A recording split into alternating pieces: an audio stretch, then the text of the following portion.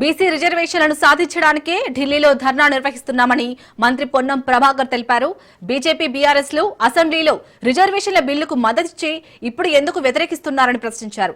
హైదరాబాద్ లో BRS MLC కవిత political ధర్నా చేస్తున్నారని విమర్శించారు.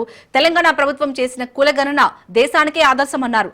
బీసీ రిజర్వేషన్లను సాధించే వరకు పోరాటం చేస్తామంటున్న పొన్నం ప్రభాకర్ తో మా ప్రతినిధి రాజు ఫేస్ టు ఫేస్. మనతో పాటు మంత్రి పొన్నం ప్రభాకర్ గారు ఉన్నారు.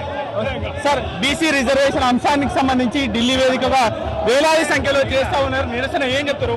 తెలంగాణ ప్రభుత్వం అనేక సందర్భాల్లో ప్రజా అభిప్రాయాన్ని 1,00,000 మంది ఉద్యోగులతో సర్వే చేసింది.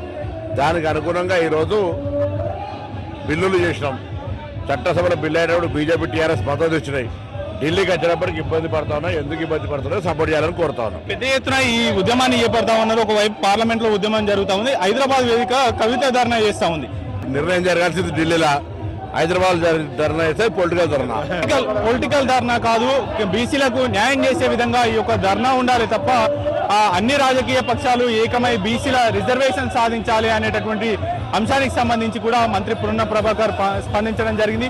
ఓవరాల్ గా భారీ ఎత్తున ఈ యొక్క విజయవంతంగా వేలాది సంఖ్యలో ఢిల్లీ వేదికగా చేపడతా ఉన్నాం. కేంద్ర ప్రభుత్వం పైన ఒత్తిడి తేవాల్సినటువంటి అవసరం ఉంది. గల్లీలో దీక్షలు చేయడం కాదు అనేటటువంటి కోణంలో కూడా రాజకీయ లబ్ధి పొందేందుకు కాదు ఇటువంటి దీక్షలు చేసేది, బీసీలకు లబ్ధి చేసే విధంగా ఉండాలి అనేది కూడా ఆయన చేస్తున్నటువంటి కామెంట్ గా కనిపిస్తా ఉంది.